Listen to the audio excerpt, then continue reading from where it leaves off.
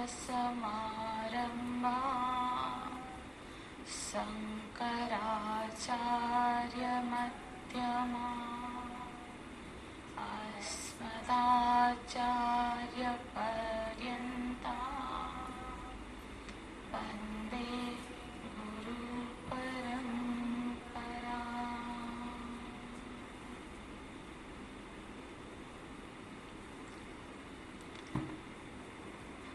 आप्यायन्तु ममङ्गानि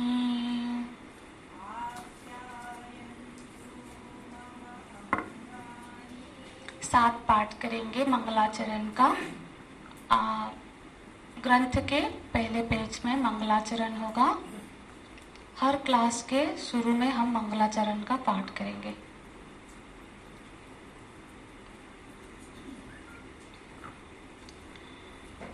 आप्यायन्तु ममङ्गानि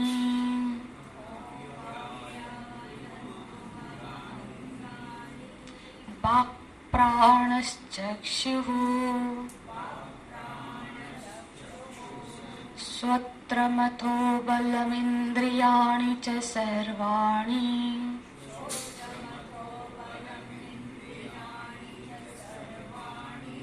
सर्वं ब्रह्म उपनिषदम् माहं ब्रह्म निराकुर्याम् मा ब्रह्म निराकरोत् अनिराकरणमस्तनिराकरणं मे अस्तु।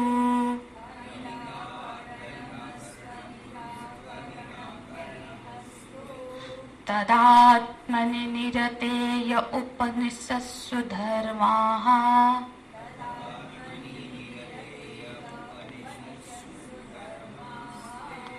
ते मयि सन्तु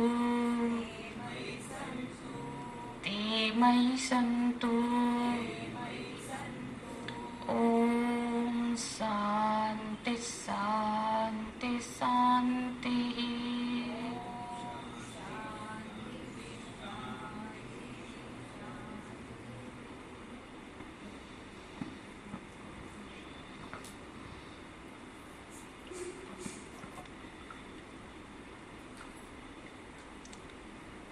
प्रभु जी की असीम कृपा से,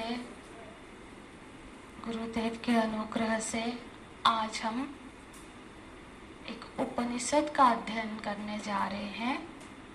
तो गुरुदेव के चरण कमल में कृपाभिक्षा करते हुए, आशीर्वाद की प्रार्थना करते हुए हम इस उपनिषद का अध्ययन प्रारंभ करते हैं। वेदांत नामो उपनिषदम प्रमाणम। वेदांत को ही उपनिषद कहा जाता है।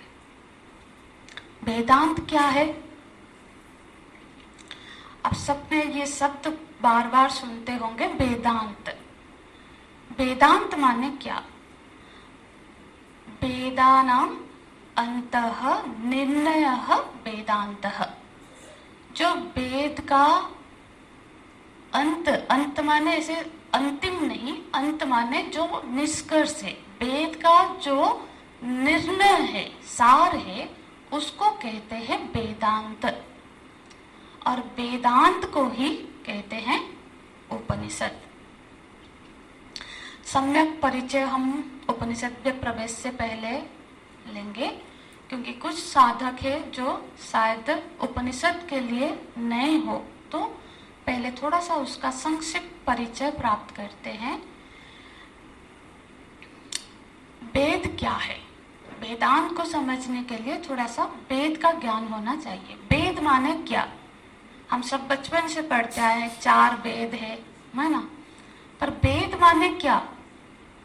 वेद माने ज्ञान। ज्ञान को कहते हैं वेद। और जो हम 4 वेद का श्रवण करते हैं, असल में वेद एक ही है, एक ही था। पहले वेद का एक नाम अभी भी श्रुति है। हमारा आश्रम का भी नाम चिन्मय श्रुति है, उसी से रखा गया है। श्रुति क्यों है? क्योंकि पहले वेद के जो ऋचाएं हैं, मंत्र है, वो गुरु शिष्य परंपरा से सुनते सुनते याद किया जैसे गुरु से शिष्य ने श्रवण किया और फिर वो पीढ़ी दर पीढ़ी उसको श्रुति माध्यम से, श्रवण के माध्यम से उसको स्मरण रखते थे, तो तब इसीलिए इसको बोलते थे श्रुति। पर कलियुग के प्रारंभ से पहले जो हमारा द्वापर युग के अंत में महर्षि कृष्ण द्वैपायन जी की आविर्भाव हुआ। उन्होंने, क्योंकि कलियुग के कुछ लक्षण हैं जो कि शास्त्रों में भी बताए गए हैं कि कलियुग में जो मनुष्य है उनकी जो स्मृति शक्ति वो इतनी प्रखर नहीं होगी कि वो वेदों को धारण कर सके, और भी अनेक कारण होंगे, तो हो सकता है ये लुप्त प्राय हो जाए। इसी वजह से भगवान वेद व्यास जी, कि उनका नाम कृष्ण द्वैपायन है, पर क्योंकि उन्होंने वेद को विस्तार रूप से लिपिबद्ध किया, तब से उनका ये नाम पड़ा वेद व्यास, और वो भगवान के अंश अवतार माने जाते हैं, तो उनको हम बोलते हैं भगवान वेद व्यास। उन्होंने जब वेद में 1 लाख ऋचाएं मंत्र है, जब उसको उन्होंने लिपिबद्ध किया, तो उसके ऋचा मतलब उस मंत्रों के जो प्रकार के भेद से, पदों के जो प्रकार के भेद से, किस तरह से उसकी रचना हुई है, उस भेद से उसको उन्होंने 4 भाग में विभक्त कर दिया। हाँ, जहाँ जिन ऋचाओं में, जिन मंत्रों में एक नियत पद राशि होती है, नियत मतलब एक बिल्कुल, हम पुरुष सूक्त पाठ करते हैं आदि, जो उसमें बिल्कुल निर्धारित होती है कितने पद होंगे, कितनी मात्राएं होंगी, वो सबको मतलब जहाँ ऋचाओं की प्रधानता से जो वर्गीकृत किया गया उसको कहा गया ऋग्वेद। दूसरा सामवेद, जो ऋचाएं गायन प्रधान है, छंदों में लिखी गई है, उन सब के समूहों को वो हम बोलते हैं सामवेद। फिर कुछ ऋचाएं, कुछ मंत्र हैं जो कि भौतिक, जो सांसारिक विज्ञान पर आधारित है, जिसमें भौतिकवाद का, भौतिक सांसारिक ज्ञान का प्रमुखता है। ऐसा नहीं कि उसमें दूसरे ज्ञान नहीं है, प्रमुखता है, ज्यादा है, वो है अथर्ववेद। और बाकी जो शेष बचे, जो गद्याकृत, जैसे बाकी जो बचे वो यजुर्वेद में। इस तरह से 4 विभाग की, और हर विभाग को फिर शाखाओं में बांटा, ताकि और वंश परंपरा से, अब देखेंगे जो पहले के ब्राह्मण भी होंगे ना, हम इस शाखा के हैं बोलते हैं, हम लोग भी जानते हैं कि हमारी वंशज किस शाखा को बिलोंग करते, ताकि क्या होगा कि उस शाखा के जो मंत्र है उसको वो याद रखे और उस परंपरा को वो जीवित रखे। इस सब से उसको सुचिंतित रूप से ऐसे संरचना की गई। इसीलिए आज हमारे पास 4 वेद उपलब्ध है। वेद तो एक ही है, और वेद मतलब ज्ञान, ठीक है। विशेष जो मंत्र का समूह है वो ज्ञान का समूह है, वो उसको वेद कहते हैं। तो वेद में विषय के आधार पर, ये तो हो गया उसका कलेवर।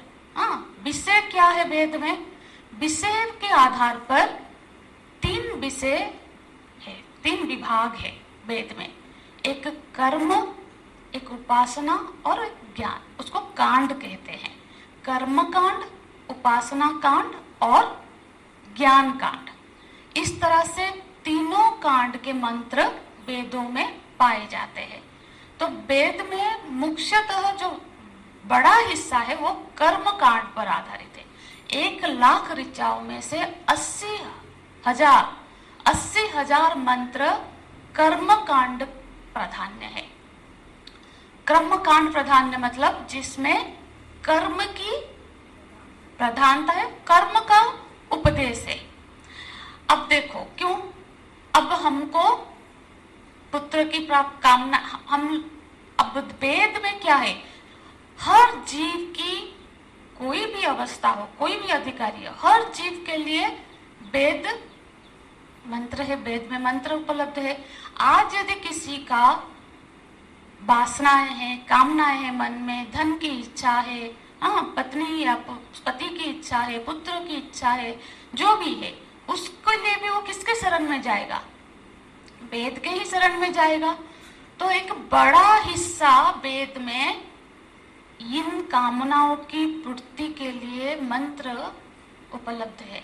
जो इतने बड़े बड़े यज्ञ अनुष्ठान हो रहे हैं, है ना, बहुत बड़े बड़े यज्ञ करते हैं, तो उस यज्ञ के मंत्र कहाँ है, वेद में है। जो हमारे पुजारी पुरोहितों को हम घर बुला के करते हैं सारे कर्म कांड, वो सारे के सारे वेद में उपलब्ध है। हर वेद में देखो, वेद का विभाग मंत्र के आधार पर हुआ, पर ये जो विषय है, तीनों विषय चारों वेदों में उपलब्ध है। आप ऋग्वेद में ज्ञान प्रधान मंत्र भी मिलेंगे, उपनिषद उपासना प्रधान मंत्र भी मिलेंगे और कर्मकांड भी मिलेंगे। अथर्ववेद में भी तीनों मिलेंगे, सामवेदों में भी तीनों मिलेंगे और यजुर्वेदों में भी तीनों मिलेंगे। तो तीनों हर वेद में प्राप्त होंगे। पर यदि आप ऑल टोटल एक करके देखो तो मेजर जो बड़ा हिस्सा है वो कर्मकांड प्रधान है, जो मोस्टली इसी तरह से बहुत बड़े बड़े अनुष्ठान के अश्वमेध यज्ञ, ये यज्ञ हमने बहुत सुना है, उसमें किस तरह का मंत्र का उच्चारण होगा, वेदी का निर्माण किस तरह से होगा, किस तिथि को करना है, आदि आदि आदि उसमें वर्णन है। फिर एक क्या होता है, एक अधिकारी होते हैं जो अभी कर्म करके अपने वासनाओं से थोड़े ऊपर उठ गए हैं। हाँ, अब वो भक्ति प्रधान उनके अधिकारी है, अपने प्रभु जी, अपने इष्ट देव को पाना चाहते हैं, उनको प्रसन्न करना चाहते हैं, तो वो किसके पास जाएंगे, वेद के पास। तो ऐसे जो उपासक है, जो उपासना करना चाहते हैं, किसी लोक को पाना चाहते हैं, कि अपने इष्ट देव को पाना चाहते हैं, उनको प्रसन्न करना चाहते हैं, तो उनके लिए भी 16,000 ऋचाएं उपासना प्रधान है।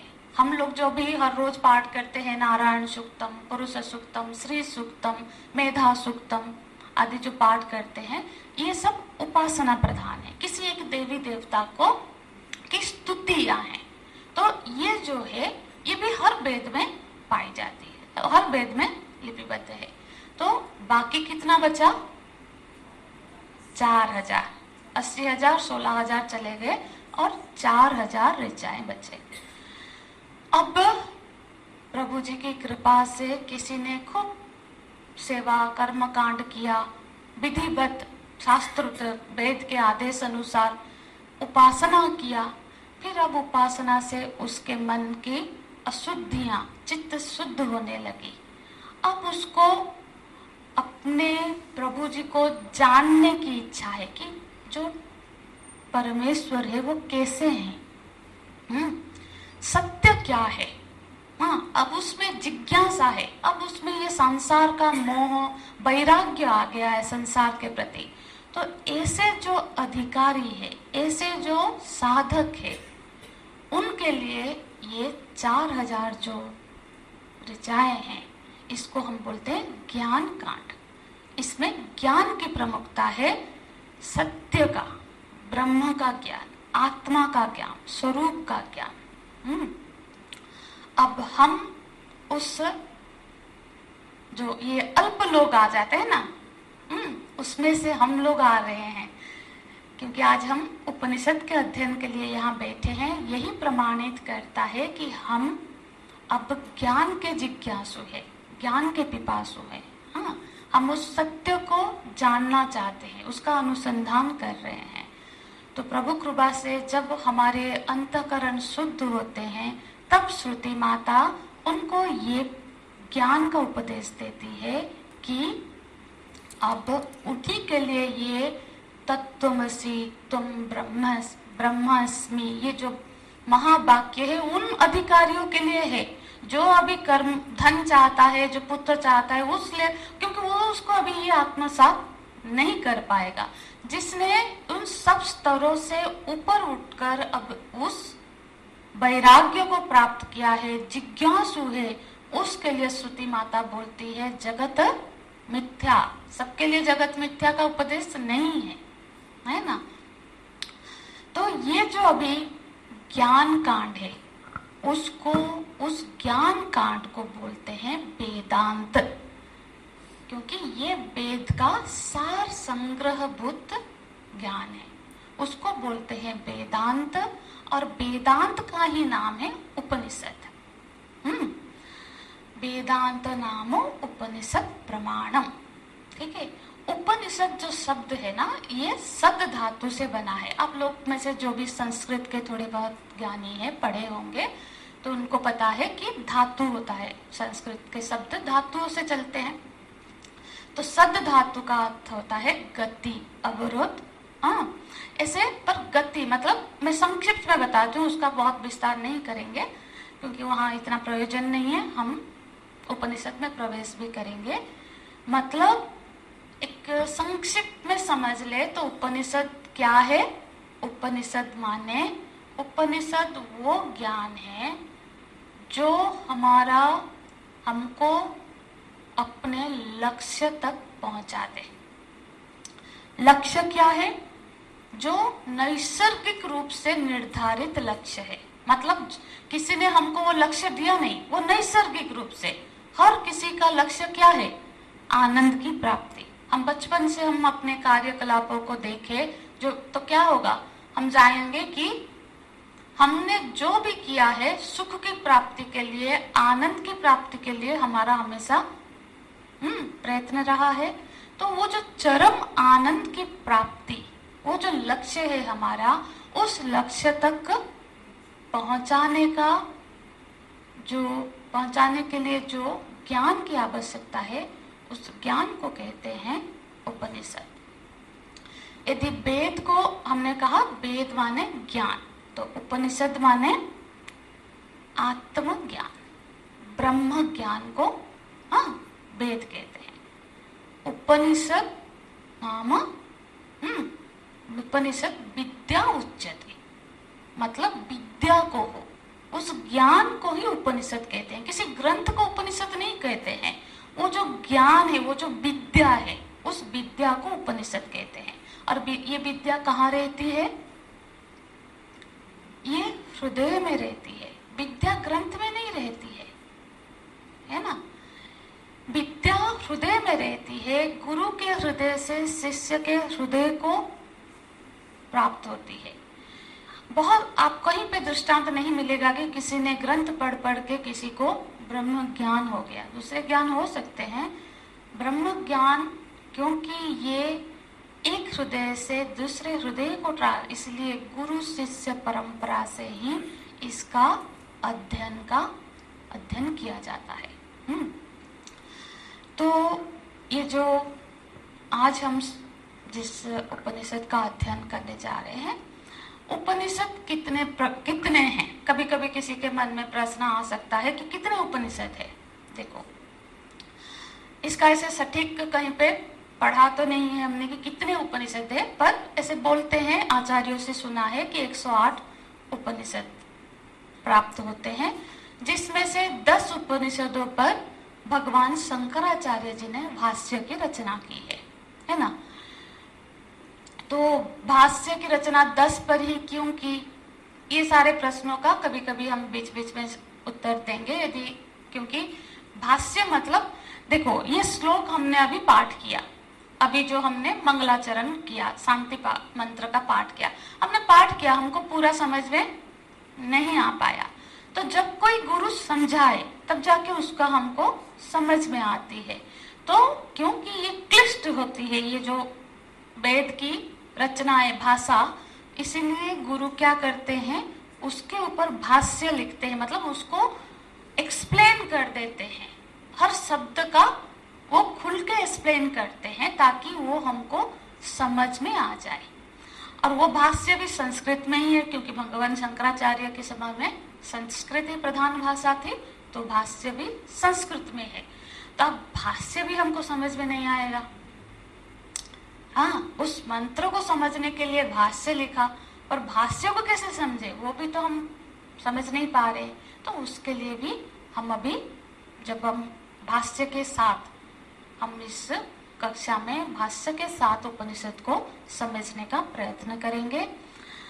तो अब उपनिषद से प्रवेश से पहले एक छोटी सी और चीज सबके ध्यान में जरूर रहना चाहिए, मैं थोड़ा समझाने का प्रयत्न करूंगी।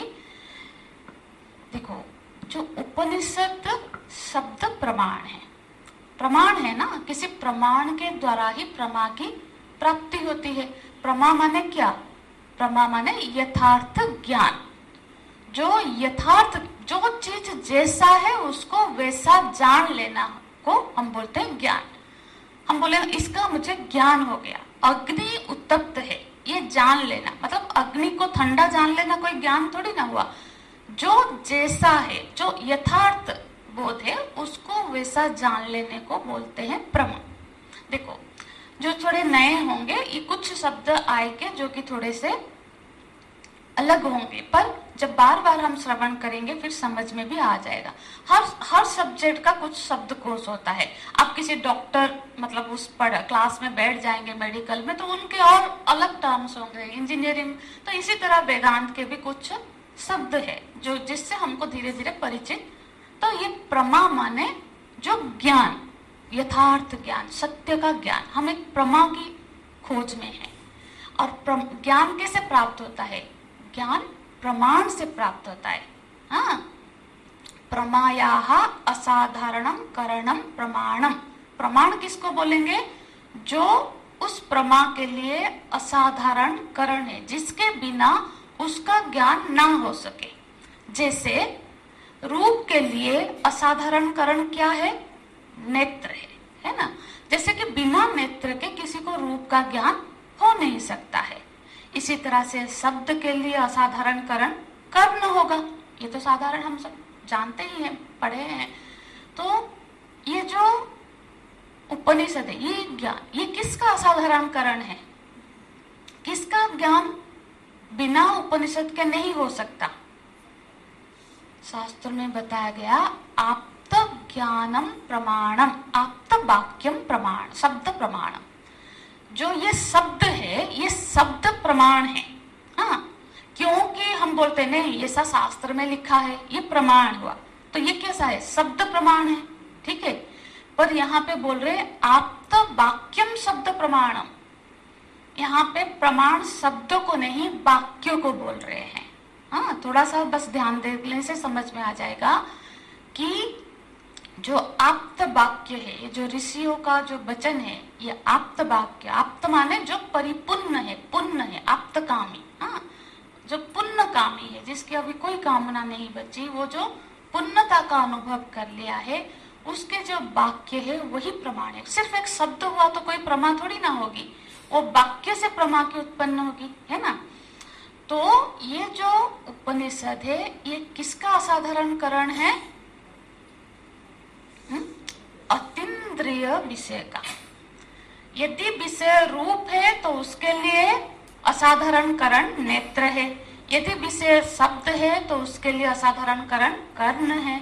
उसी तरह से यदि कोई विषय अतीन्द्रिय है, इंद्रिय से जानने वाला नहीं है, आप यदि धर्म को जानना चाहते हैं, आप जिज्ञासु है, आप सत्य को जानना चाहते हैं, हाँ, तो क्या इंद्रिय किसी भी इंद्रिय का विषय है? वो नहीं।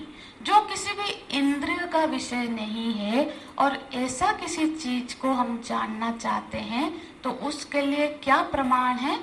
उसके लिए श्रुति ही प्रमाण है। अब हम बोलते हैं कि आप अपने इष्ट के गंगा स्नान करेंगे तो पुण्य होगा, पाप धुल जाएंगे, या फिर ये पूजा किया तो आपको स्वर्ग की प्राप्ति होगी, इष्ट लोक की प्राप्ति होगी। ये क्या है? ये क्या इंद्रिय का विषय है? उस हम अब सिद्धांत है कि आपने इष्ट की उपासना की, आपको इष्ट लोकों की प्राप्ति होगी। अब उस लोक को प्राप्त क्या हम इंद्रिय से जान रहे हैं? उसके लिए तो ये शरीर छोड़ना पड़ेगा यदि जानने के लिए। तो उसके लिए प्रमाण क्या है? यही शास्त्र प्रमाण है। तो फिर हमको क्या करना है? हमको शास्त्र में श्रद्धा होनी चाहिए। तभी जाके इस प्रमाण पर श्रद्धा होगी। हाँ, यदि हमको इस अतीन्द्रिय विषय को जानना है तो बिना श्रुति के शरण में गए हम जान नहीं पाएंगे। और कोई उपाय है क्या? क्या किसी और तरीके से आप ब्रह्म का ज्ञान कर सकते हैं? उस चरम आनंद की प्राप्ति हो सकती है? यदि तो नहीं चाहिए तो फिर तो ठीक है। यदि किसी को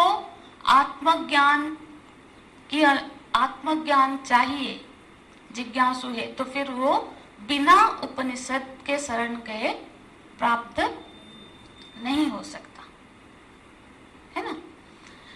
तो फिर इतना पृष्ठभूमि में थोड़ी सी हमने संक्षिप्त में वेदांत और वेदांत को ही उपनिषद की चर्चा की, ताकि कोई यदि नए साधक है तो उपनिषद किसको बोलते हैं थोड़ा सा उनका आइडिया हो जाएगा। उपनिषद माने विद्या, ज्ञान को ही उपनिषद कहते हैं, किसी ग्रंथ विशेष को उपनिषद नहीं कहते हैं, पहली बात है ना। और ये उपनिषद वेद से भिन्न कोई ग्रंथ नहीं है, ये वेद का ही पाठ है, क्योंकि वेद में कर्म के रिलेटेड मंत्र भी मिले हुए हैं, उपासना का भी है, ज्ञान का भी है। उसमें से ज्ञान पाठ का, जहाँ पे ज्ञान की चर्चा हुई है, उस पाठ को एक उपनिषद का नाम देके अलग से लिपिबद्ध कर लिया गया। पहले तो एक साथ था, पर लोग जान लेते थे, हमारी सुविधा के लिए अलग से उसको एक ग्रंथ में ले आए। जिस तरह से श्रीमद् भगवत गीता, गीता जी कोई अलग ग्रंथ नहीं है, वो तो महाभारत का अंश विशेष है। हम जानते हैं महाभारत के भीष्म पर्व के 25 से लेकर 42 में तक जो अध्याय है, उसको वो 18 अध्याय को श्रीमद् भगवत गीता के रूप में, क्योंकि उसको बहुल प्रचलन है तो अलग से इसको अलग एक बुक हमने लिख दिया। जैसे रामायण से ही सुंदर कांड हमने अलग से कर लिया, इसी तरह से वेद में से ही ये उपनिषद को अलग से कर लिया। हाँ, तो अब हम प्रवेश करेंगे केनो उपनिषद में, ठीक है। तो केन उपनिषद, ये विच्छेद करेंगे तो केन उपनिषद, मिलाएंगे तो हाँ केनो उपनिषद हो गया, है ना। केनो उपनिषद हम संधि करके बोलते हैं। केनो उपनिषद सामवेद में पाया जाता है। हाँ, मतलब ये उपनिषद हम यदि सामवेद हमारे पास है, हम निकालेंगे तो उसके अंदर ये उपनिषद हमको दिखेगी, हाँ मिल जाएगी। सामवेद के जो तलबकार शाखा हम चर्चा कर रहे थे, बहुत सारे शाखा में विभक्त है, उसमें का 9वां अध्याय जो है ये केनो उपनिषद के नाम से जाना जाता है। उसको एक नाम दे दिया, जैसे श्रीमद् भगवत गीता एक नाम दिया गया। अब उसमें से निकाल के अलग लिखेंगे तो उसको तो एक नाम देना पड़ेगा ना, नहीं तो उसको कैसे हम आइडेंटिफाई करें? जब चर्चा भी करे, चिंतन भी करे, तो कौन से उपनिषद का मंत्र है कैसे बताए? कोई तो नाम तो देना ही पड़ता है, इसीलिए इसको एक नाम दिया गया है केनो उपनिषद। अब किसी का प्रश्न भी था, क्यों इसको केनो उपनिषद कहते हैं, है ना। अब देखो, जो ऋषि परंपरा है, ये जो ज्ञान की परंपरा है, इसमें नाम वाम की इतनी प्रधानता नहीं होती है। ये प्रमेय प्रधान है, मतलब किस पर चर्चा की जा रही है उसकी प्राधान्यता है। कौन चर्चा कर रहा है, किसने सुना है, कहाँ चर्चा हुई है, हरिद्वार में हुई है या हिमालय में हुई, उसमें कोई रुचि ज्ञान मार्गी मतलब में नहीं होती है। बस नाम देना है। तो आप यदि आगे थोड़ा सा पलट के देखेंगे तो इस ग्रंथ का जो पहला मंत्र है वो क्या है, देखिए, ओम केनेसितं पतति प्रेषितं मनः। हाँ, केनेसित पेज, अरे मेरे पास ना वो ग्रंथ नहीं है, बता दीजिए अम्मा। 19। ये वाले ग्रंथ में जो पहला, आपको नहीं, मेरे को मत दीजिए, आपको अभी देखना पड़ेगा। हाँ, ये देखो, जब बोल्ड लेटर में लिखा जाता है ना, वो मंत्र है, नीचे जो है वो भाष्य है। मैं समझा दूंगी थोड़ा इसको, ताकि किस तरह से हम इसको देखें, रेफर करें। तो इसका जो पहला मंत्र है वो है केने सितपतति प्रेषितम मनः। मतलब पहला जो शब्द है वो है केन।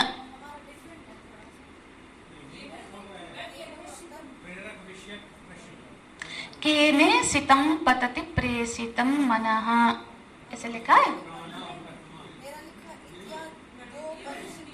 नहीं, अपना 19 पेज में देखो।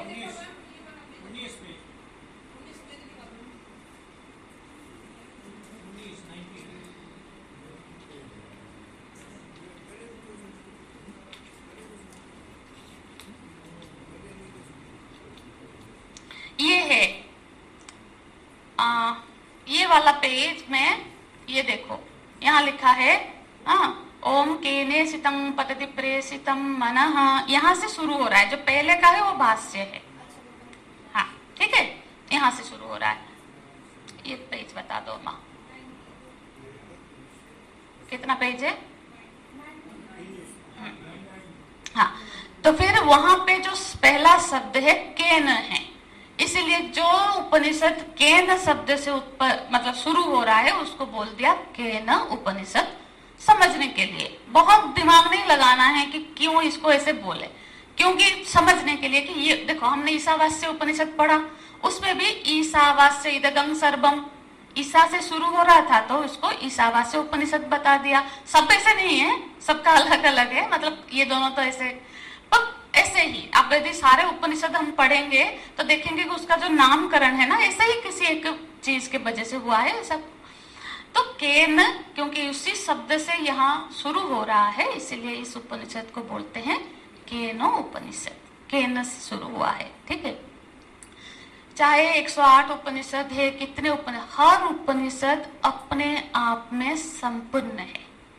यदि कोई भी बिल्कुल अधिकारी है, वो एक उपनिषद का भी विधिवत अध्ययन करता है तो उसको ज्ञान हो सकता है। ऐसा नहीं है कि एक कोर्स से पूरा कंप्लीट करो तो ज्ञान होगा, सर्टिफिकेट नहीं। एक उपनिषद भी अपने आप में संपूर्ण है ज्ञान कराने के लिए, क्योंकि हर उपनिषद में आप देखेंगे अंत में जो संवाद चल रही हो जाओ, वहाँ ज्ञान हो जाता है। हाँ, तो फिर हमारे अंदर भी वो यदि अधिकारित्व होगी तो हमको भी केनो उपनिषद पढ़ के ही उसका ज्ञान ही तो करना है। फिर 108 पढ़ने की जरूरत ही नहीं है। एक बस विधिवत एक को हम अच्छे से नियम लेके श्रवण करें, और इसका बस एक ही साधना है, श्रवण साधना, और श्रवण के बाद मनन करना है। अभी निधिध्यासन नहीं, श्रवण मनन, और मनन में यदि कोई प्रश्न आता है तो उसको फिर संशय की निवृत्ति करना है। संशय के साथ निधिध्यासन नहीं हो सकती। आप बैठोगे ध्यान में तो वो संशय उठेंगे, तो फिर आप उस निवृत्ति नहीं कर पाओगे। तो अब श्रवण साधना है। तो हम ये जो केनो उपनिषद है, ये क्या है? पहले तो ये सामवेदकर तलबगार शाखा के ब्राह्मण संहिता, दो तरह के वेद में दो संहिताएं हैं, मंत्र संहिता और ब्राह्मण संहिता। तो ब्राह्मण संहिता के अंतर्भुक्त 9वां अध्याय के रूप में ये उपनिषद प्राप्त होता है। इसका मतलब इससे पहले 8 अध्याय वहां चर्चा हो चुकी है। ये 9वां अध्याय को ही, क्योंकि इसमें ज्ञान की प्रमुखता है मंत्रों में, इसलिए इसको उपनिषद कहा गया। ठीक है। अब केनो उपनिषद में जो आगे हम मंत्रों को देखेंगे, वहां क्या हुआ है ना, संवाद शैली में, संवाद माने दो जनों के बीच में, गुरु शिष्य हो सकते हैं, कोई भी हो सकता है, संवाद शैली में यहाँ पे उपदेश हुआ है। कई कई जगह पे श्रुति माता क्या करते हैं ना, डायरेक्ट उपदेश करते हैं। ईशावास्य में क्या हुआ, पहले ही बता दिया, ईशावास्य इदगम सर्वम, ये पूरा जगत को उस उस ब्रह्म से ढक दो। सीधा उपनिषद, कोई गुरु कोई शिष्य ऐसे कोई मतलब ऐसी कोई संरचना नहीं है। पर यहाँ पे क्या है, एक सद्गुरु है, कोई शिष्य है, उनके प्रश्न है और उस प्रश्न के शैली, प्रश्न उत्तर की शैली में यहाँ उस सत्य का अनुसंधान किया गया है। देखो कभी कभी क्या होता है ना, श्रुति माता स्वयं ही प्रश्न उठाती है और स्वयं उसका उत्तर देती है। कभी कभी प्रश्न उत्तर की शैली होती है तो उस सिद्धांत को समझना आसान हो जाता है। इसीलिए कई सारे उपनिषद है जो प्रश्न उत्तर की शैली में वर्णन है। अब ऐसा जरूरी नहीं कि ऐसा नहीं सोचना है कि कोई गुरु बैठा है, कोई शिष्य है, किसी समय में ऐसे बैठ के उसके ये प्रश्न पूछा, ऐसा नहीं है। ये इतिहास नहीं है, ये एक, आप सोचो, श्रुति माता के द्वारा ये एक रचा हुआ शैली है, संवाद शैली है। और हम कई बार क्या होता है ना, हम जब प्रश्न सुनते हैं, भले ही वो प्रश्न हमारे मन में उस समय ना उठा हो, पर लगता है अरे ये तो मेरा भी प्रश्न है। तो ये जो सारे प्रश्न है, ये कहीं ना कहीं हम सबको जरूर लगेगा कि अरे ये तो मेरा भी प्रश्न है, जो कि जिसका उत्तर शायद हमको आज तक नहीं मिल पाया था। तो वही प्रश्न को श्रुति माता जानती है कि जीव के मन में किस तरह का, जिज्ञासु के मन में किस तरह का प्रश्न होंगे। वो प्रश्न को स्वयं उठाती है और उसका स्वयं ही उत्तर देती है। हाँ, तो इस तरह से प्रश्न उत्तर संवाद शैली में इसकी व्याख्या हुई है। तो अब प्रवेश करते हैं उपनिषद में। तो उपनिषद के प्रारंभ में जो ऋषि है वो पहले क्या करते हैं, मंगलाचरण करते हैं। देखो ये मंगलाचरण हमारी सनातन धर्म में ये एक शिष्ट परंपरा है। हाँ, देखो हम लोग डे टू डे लाइफ में भी हम देखेंगे तो कोई हम मिलने आता है तो पहले ऐसा नहीं कि आया और बात किया, पहले हेलो हाय, जो भी नमस्कार, जो भी जिसका जैसा रिवाज है, जो जिस प्रांत से है, जिस धर्म से है, अब उस तरह से पहले वो थोड़े से मिलते हैं। मंगलाचरण मतलब मंगल आचरण। हाँ, ये एक शिष्ट परंपरा है। शिष्ट आचरण को शिष्टाचार बोलते हैं ना हम, एक शिष्टाचार है कि हम जब किसी भी चीज की प्रारंभ करने जाते हैं तो पहले हम क्या करते हैं, ईश्वर को कृतज्ञता ज्ञापना करते हैं, उनका स्मरण करते हैं। कि कोई बोलेगा क्या मैं काम, जब हम कोई काम करेंगे क्या ईश्वर को स्मरण नहीं करेंगे तो उसका फल नहीं मिलेगा? बिल्कुल मिलेगा। ईश्वर ये नहीं कहेंगे कि इसने मेरे को स्मरण नहीं किया तो इसने जो काम किया है उसका फल नहीं मिलेगा। फल तो हर कर्म का है, आप चाहे स्मरण करके करे हो ना करके, पर क्यों करना चाहिए?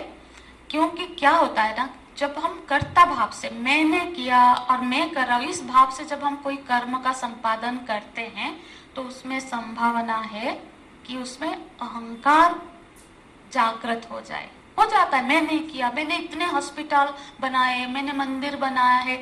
अब मंदिर हॉस्पिटल बनाया है तो उसका ऐसा भाव है, अच्छे काम है, सत्कर्म है, पर सत्कर्म का भी अभिमान हो जाता है ना।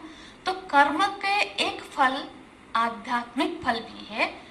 ये वो आध्यात्मिक फल घटने के लिए यदि हम ईश्वर स्मरणा के साथ वो कर्म करते हैं तो उसका जो आध्यात्मिक फल है, देखो हर कर्म का कई फल होते हैं। जैसे कि हमने अच्छा कर्म किया, उससे हमारा अंतःकरण शुद्ध हुआ, ये एक आध्यात्मिक फल है।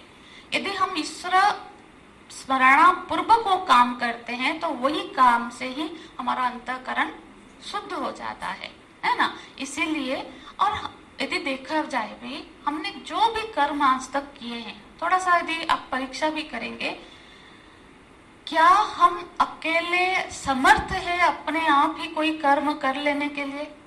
कितने लोगों की उसमें जो चीज हमने दान किया वो कहाँ से आई, ये हाथ कहाँ से है? तो ईश्वर को एक कृतज्ञता ज्ञापन करना चाहिए कि हमको इतनी ये बुद्धि हुई, हमसे ये कार्य अनुष्ठित हुआ। इसीलिए हर काम को शुरू करने से पहले ईश्वर की स्मरणा बोल लो, या फिर कभी कभी हम प्रार्थना भी करते हैं कि ये काम हो जाए निर्विघ्न।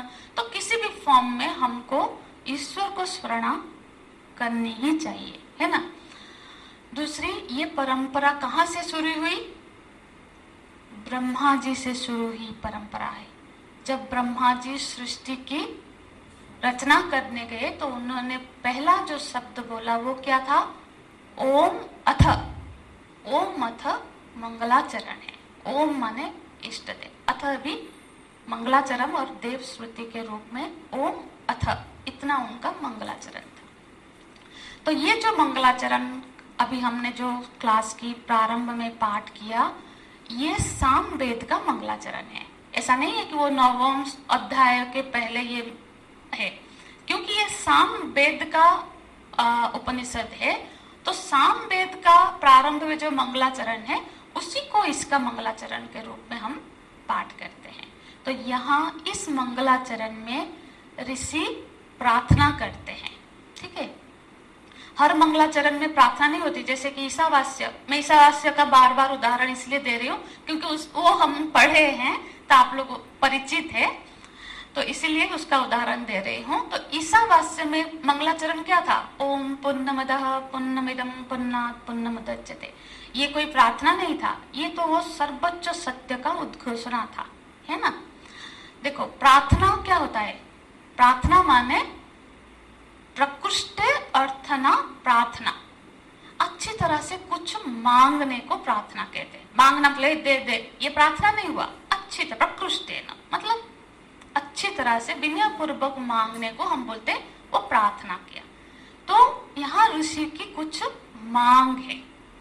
हाँ देखो, वेदांत के ऋषि की जो ज्ञान जिज्ञासु है, आत्म ब्रह्म ज्ञानी ऋषि की भी कुछ याचनाएं होती है, कुछ कामनाएं होती है, क्योंकि मांग है तो कामनाएं होती है। तो हम कभी कभी सुनते हैं ना कि अरे मांगना नहीं चाहिए, भगवान को जाके मांगो मत, भगवान को तो सब पता है, वो जो देना है दे। नहीं, यदि आज मेरी ऐसी अनुभूति है कि मेरी कुछ जरूरत है तो मैं किससे मांगू? जो मेरा है। ये कहाँ है? जिसने कर्म किया है, उपासना किया है, उसके बाद की ऋषि की बात है। जब हमने उपासना किया है तो अपने इष्ट से संबंध है। मेरे को जरूरत है तो मैं पड़ोसी से क्यों मांगू? थोड़ी ना, उन्हीं से मांगूंगी जिसके साथ मेरी संबंध है, जिसकी मैंने आराधना की है, जो मेरा इष्ट है। तो उसी से मांगने का हक भी है हमको। मेरी जरूरत है तो हम अपने माता पिता से ही मांगेंगे, अपने इष्ट से मांगेंगे। तो यदि जरूरत है तो वो मांग भी होनी है, पर अपने से, अपने ठाकुर जी से। तो वो मांगते हैं। क्या है? एक तो मांग तरह होती है, एक स्तुति होती है। कुछ आप देखना, कुछ जो ये मंगलाचरण होती है उसमें सिर्फ स्तुति होती है। इष्ट देव की स्तुति होगी या फिर गुरुदेव की स्तुति होगी। स्तुति माने वहां स्तवन किया गया है, उनके महिमा का गान होता है। यहाँ क्या है? महिमा का गान नहीं है, यहाँ मांग है। तो हम देखते हैं कैसा मांग होना चाहिए एक जिज्ञासु की। एक तो वो यहाँ पे 6 मांगे हैं ऋषि की। जो ऋषि है, जो शिष्य है, जो गुरु है, जो अभी जिज्ञासु है, जो अभी आत्मज्ञान प्राप्त करने के लिए प्रयत्नशील है, उनके क्या मांगे हैं? पहली मांग है, बोलते हैं आप्यायन्तु मम अंगानि। हे भगवान, मेरे अंग माने शरीर, मेरा जो स्थूल शरीर है उसको आप्यायित कीजिए। आप्यायित माने उसको प्रफुल्लित कीजिए, उसको स्वस्थ रखिए। देखो ऋषि यहाँ पे स्वस्थ शरीर की मांग कर रहा है ना। तो हम कोई बोल सकता है अरे ये क्या शरीर की मांग? शरीर के धरातल पर अभी तक उनका देह भाव है। नहीं, ये दिखाता है कि जो वैदिक साधक है, वो जो वैदिक कौन से पेज में है बता दीजिए। तो ये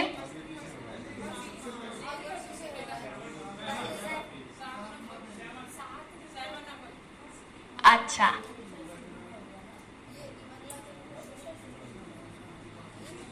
हाँ, मंगलाचरण क्यों समझना चाहिए? देखो हम लोग भी यही मांग करते हुए ये ग्रंथ को कंप्लीट करेंगे। ये सिर्फ उस ऋषि की मांग ही नहीं है, हम सबकी भी मांग है। अब समझेंगे तो जब हम पढ़ना तो है, हर क्लास के शुरुआत में पढ़ेंगे, पर इसको समझ के पढ़ेंगे ना तो हमको पता चलेगा हम क्या मांग रहे हैं। अब तो पाठ कर लिया, पर उसको थोड़ा समझते हैं, ठीक है, ताकि हर क्लास के शुरुआत में ये मांग के साथ इस प्रार्थना के साथ ही हम अपना कक्षा शुरू करें। तो ऋषि मांग करते हैं कि प्रभु मुझे स्वस्थ शरीर प्रदान कीजिए। देखो, शरीर की अपनी महानता है। हम लोग बोलते हैं ना, शरीर धर्म, शरीर माध्यम खलु धर्म साधन। धर्म के लिए ये शरीर माध्यम है, साधन रूप है। तो ये शरीर स्वस्थ होगा तभी हम, तो वो बोलते हैं कि प्रभु हम जब ध्यान करने बैठते हैं, साधना करने बैठते हैं, मेरा शरीर मेरा साथ नहीं देता है तो मैं नहीं कर पाता हूँ। शरीर बीमार है तो अपना पूरा अटेंशन, मन वहीं जाएगा, आप मन को कहीं और नहीं लगा सकते। तो इसीलिए मुझे मेरे शरीर को स्वस्थ कर दीजिए ताकि मैं अपने साधना कर सकूं, उसमें सफल हो सकूं, है ना। तो पहले तो वो मांग करते हैं कि प्रभु आप्यायेतु मम अंगानि, मेरे अंगों को आप्यायित करिए, हृष्ट पुष्ट करिए, स्वस्थ रखिए। दूसरा क्या बोलते हैं, दूसरा सेंटेंस देखेंगे, वाक् प्राणश्चक्षुः सत्रमथो बलमिंद्रियाणि च सर्वाणि, यहाँ तक। दूसरा मांग यहाँ तक है। यहाँ पे भी आप्यायन्तु को अध्याहार करेंगे। आप्यायन्तु दोनों वाक्यों के साथ जाएगा। आप्यायन्तु मम अंगानि, आप्यायन्तु वाक् प्राण चक्षु श्रोत्र मथ बलमिंद्रियाणि च सर्वाणि। बोल रहे हैं मेरी सारे इंद्रियों को। अब शरीर तो स्वस्थ हो गया पर इंद्रिय स्वस्थ नहीं है। इंद्रिय स्वस्थ नहीं है मतलब ये देख लिया, वो जब इंद्रिया भटकती है या फिर इंद्रियों से कोई त्रुटि होती है तो फिर साधना नहीं हो सकती, है ना। हमने ये खाने की इच्छा हो गई, वो देखने की इच्छा हो गई, कुछ सुन, तो इस तरह से साधना नहीं होगी। तो इंद्रियाएं संयम होनी चाहिए। तो वो साधक और ऋषि प्रार्थना करते हैं कि मेरे इंद्रियों को संयमित कीजिए। आप्यायन्तु ये दोनों में लगेगा। वाक् प्राण चक्षु आदि सर्वाणि, सारे इंद्रिय उससे ले लेनी है। बल माने मुझे बल प्रदान कीजिए। देखो, प्राण और इंद्रिय दो अलग अलग चीजें हैं, तो दोनों की यहाँ पे प्राण भी मेरी उस पर भी स्वस्थ हो, माने मेरे जो अभी क्या है, जो उत्साह के साथ मैं पढ़ने बैठा हूँ या फिर उत्साह है वो कम ना पड़ जाए, वो शिथिल ना हो जाए। ऐसा नहीं कि आज तो आ गए फिर कल जब निकलेंगे दूसरे क्लास में बारिश हो रही है, ये नहीं, मेरा उत्साह कम ना हो। जिस मार्ग में मैं अब निकल पड़ा हूँ उसमें आप साथ देना, बिल्कुल आप मेरे को सहयोग करिए ताकि ये उत्साह शिथिल ना हो। इसलिए बोल रहे बलम इंद्रियाणि च सर्वाणि, मेरा बल और मेरे सारे इंद्रियों को आप आप्यायित कीजिए, मतलब आप हृष्ट पुष्ट कीजिए, संयम कीजिए और स्वस्थ कीजिए। बाकी फिर आगे क्या बोल रहे हैं, सर्वम ब्रह्मोपनिषदम, सर्वम ब्रह्मोपनिषदम। सर्वम माने ये जो सचराचरो, ये जो जितने भी प्रपंच है, जितने भी जो ये जो चराचर जगत है, ये सारा का सारा, ये सर्व का, ये जितना भी दिखता है मुझे, जितना भी मेरे संस्पर्श में आता है, वो सब का सब क्या है, ये ब्रह्म है। ये ब्रह्म का ही रूप है, ब्रह्म ही है। और कैसा ब्रह्म, उपनिषदम ब्रह्म। ऐसा नहीं कि कोई भी कुछ भी ब्रह्म को बोला है वो वाला ब्रह्म नहीं, उपनिषद जो ब्रह्म का व्याख्या कर रहा है जिस तरह से, उसी ब्रह्म से ही ये सब सचराचर और ब्रह्म का ही रूप है। ये जो मेरी बुद्धि इसमें टिका रहे। देखो, अब इसके साथ क्या मांग कर रहा है, श्रद्धा की मांग कर रही है। शरीर की मांग हुई, मतलब इंद्रियों की मांग हुई, अब अंतःकरण में श्रद्धा हो। बिना श्रद्धा के हम ये ज्ञान कैसे प्राप्त करें, क्योंकि आज हमारे यहाँ ये अनुभव नहीं है। जब कोई चीज अनुभव ना हो और उस पे अब क्यों हमको हमारे पूर्वजों ने कहा है या शास्त्र ने कहा है कि ऐसा है, वो श्रद्धा है। भले ही आज मेरा वो अनुभव नहीं है, वो श्रद्धा है, वो विश्वास है जो मुझे उस तर प्रेरित कर रहा है कि ऐसी कोई वस्तु है ना। तो मेरी ये श्रद्धा ना टूटे, मेरी श्रद्धा बनी रहे, है।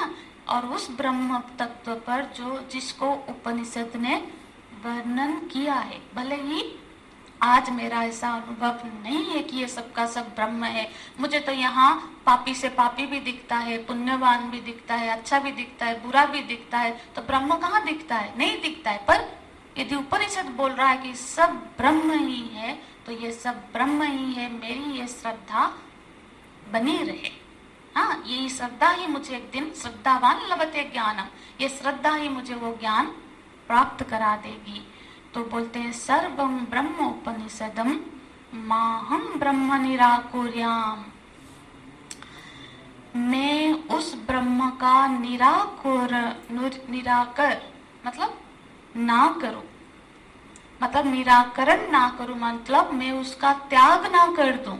देखो कैसा मांग है कि अरे अरे ये सब बेकार की बातें हैं, ये सब बोलते रहते, ऐसी भावना मेरे मन में ना आ जाए। आ सकती है, अब मेरी अनुभव नहीं है तो फिर एक दिन सुनूंगा, 2 दिन सुनूंगा, फिर ये छोड़ो बेकार, ऐसा क्योंकि मेरी अनुभव नहीं है इसीलिए मैं उसका त्याग ना कर दूं, उसको अस्वीकार ना कर दूं। तो बोल रहे हैं माहम ब्रह्म निराकुर्या, मैं उसका निराकरण ना कर दूं, मैं उसको अस्वीकार ना कर दूं।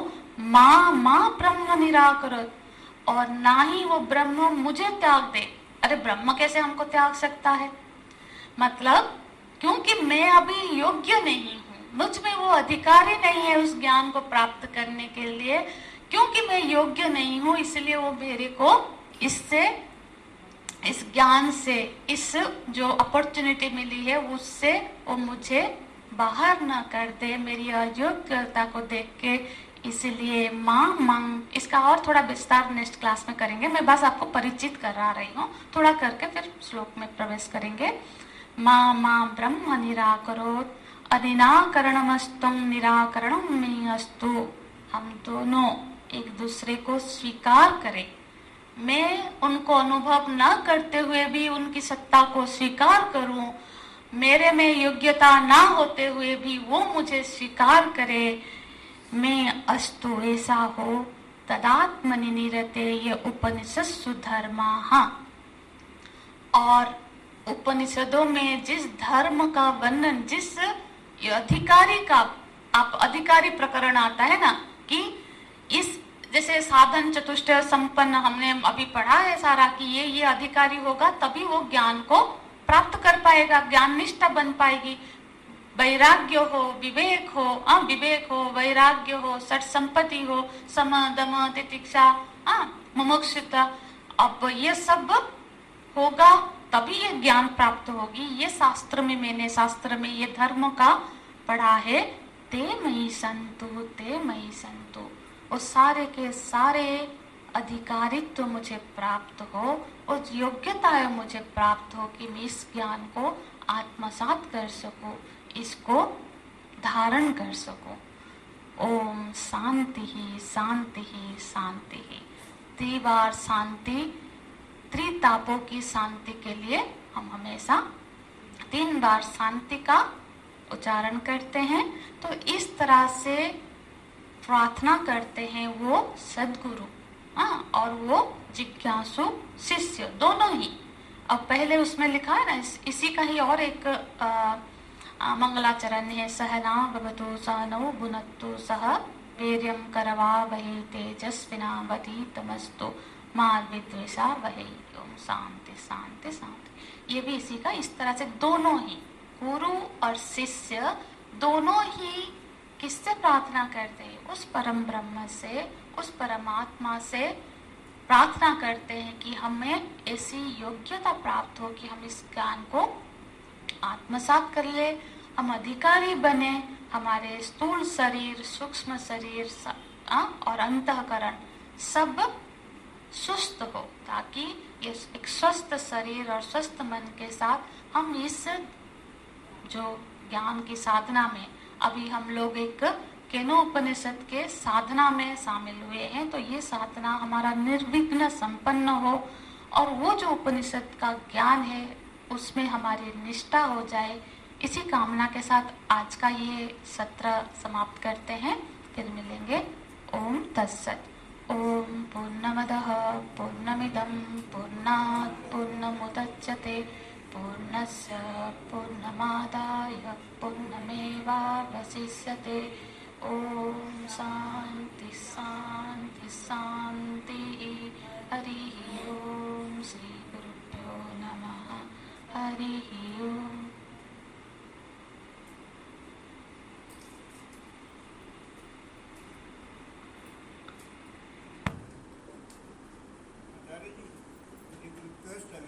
जी या तो आप कुछ समय रखिए जिज्ञासाओं को शांत करने के लिए, क्योंकि मेरे लिए आज हाँ ऐसे था जैसे एक अनाड़ी के ऊपर बाउंसर छोड़ दिया गया। हाँ नहीं ठीक है, जरूर रखेंगे। पर हर क्लास के बाद कुछ प्रश्न उत्तरी कर पाए पता नहीं। मैं थोड़ा सा निवेदन इसमें ये करूंगी, हमको भी ऐसा ही बोला जाता था, थोड़ा सा धैर्य पूर्वक थोड़े दिन श्रवण करें ना, क्योंकि बहुत सारे जो प्रश्न आज उठे होंगे ना वो आगे के क्लास में समाधान हो जाएंगे। अब एक भी प्रश्नों को यदि संपूर्ण रूप में विस्तार करें तो पूरा क्लास जैसा ही विस्तार करेंगे। आपके सारे प्रश्न आप अकेले भी अब बैठ सकते हैं हम, ठीक है, क्योंकि मैं नहीं चाहती कि वो सारे मतलब जो अभी आए नहीं है आप श्रवण करते रहिए, सारे प्रश्नों का समाधान हो जाएगा। क्योंकि हम ये पूरा ग्रंथ जब हम लोग अध्ययन करते थे ना, ग्रंथ समाप्त तक हम लोग प्रश्न नहीं करते थे, पर कर सकते हैं। आप लोगों ने अनेक ग्रंथ पढ़े हैं और मेरी सामर्थ्य के हिसाब से हम उस पर चर्चा करेंगे। ऐसा नहीं कि प्रश्नोत्तरी है, चर्चा करेंगे, ठीक है, और बीच बीच में प्रश्नोत्तरी रखेंगे। पर अभी बहुत शुरुआती है, थोड़ा शुरुआत में यदि संशय मेरे बने हुए हैं तो आगे जब आप चलेंगे ना दिक्कत आ जाएगी। नहीं, अभी तो हमने प्रवेश ही नहीं किया। प्रवेश द्वार पर ही मेरे को प्रवेश प्रश्न से होगा। ये तो हम एक सिर्फ आज पृष्ठभूमि तैयार कर रहे थे कि अब उपनिषद ही क्या है, जब कोई समझ ना पाए, वेद ना समझ पाए तो फिर उसको थोड़ी सी कठिनाई होगी आगे बढ़ने के लिए। इसलिए आज का जो कक्षा थी ये बिल्कुल पृष्ठभूमि थी। मोस्ट प्रॉब्ली कल जो गुरुवार की कक्षा है उसमें हम मंत्र में प्रवेश करेंगे और बहुत ही सुंदर प्रश्न से शुरू करेंगे। इसके हिसाब से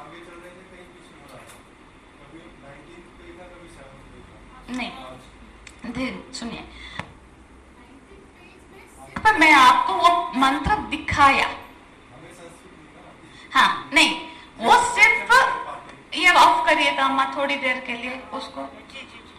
90th पेज में मैंने कहा सिर्फ वो मंत्र का पहला शब्द देखो, मैंने वो मंत्र नहीं पढ़ाया, उस पर कोई चर्चा तो नहीं किया हमने। सिर्फ मैंने कहा इसका नाम क्यों केनो उपनिषद है, क्योंकि इसका जो पहला मंत्र है अभी जो हमने पढ़ा वो आप्यायन्तु मम अंगानि, ये तो प्रार्थना है, ये मंत्र नहीं है, ये उपनिषद की शुरुआत नहीं है। उपनिषद के पहले एक प्रार्थना है। उपनिषद का पहला मंत्र वो जो 19 पेज से शुरू होगा, ठीक है। मैंने सिर्फ कहा कि आप उसको देखो, वो जो शब्द है उसी के नाम से इसका उपनिषद, केनो उपनिषद इसका नाम पड़ा है, वो सिर्फ दिखाया, उसके ऊपर कोई चर्चा नहीं। हम बिल्कुल लाइन में ही चलेंगे, कोई आगे पीछे नहीं करेंगे, ठीक है। कंफ्यूज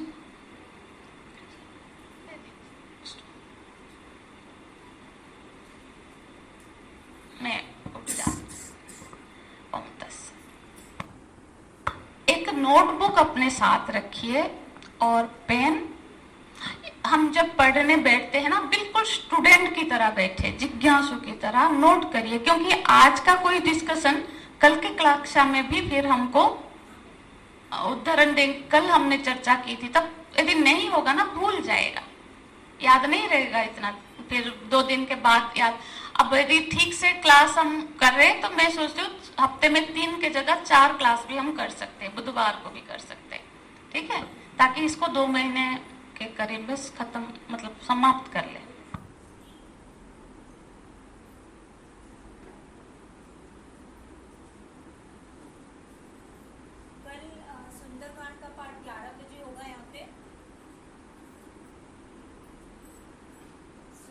का पाठ कल 11 बजे यहाँ पे होगा, साधक प्लीज आए, और जिनकी रसीदें मेरे पास है कृपया प्लीज ले जाएं। वीना गुप्ता जी हैं यहाँ पे, मेरे ख्याल से कृष्ण कांत जी आपकी वाइफ का ही है। नीलम वशिष्ठ है कोई यहाँ पे? सरोज गुप्ता जी आपकी पत्नी का, थैंक यू। नीरूपुरी अम्मा है, पूनम सेठ, सुधा हांडा, हेमंत अरोड़ा, आईसी, अवनी शर्मा, आरडी पावा जी हैं,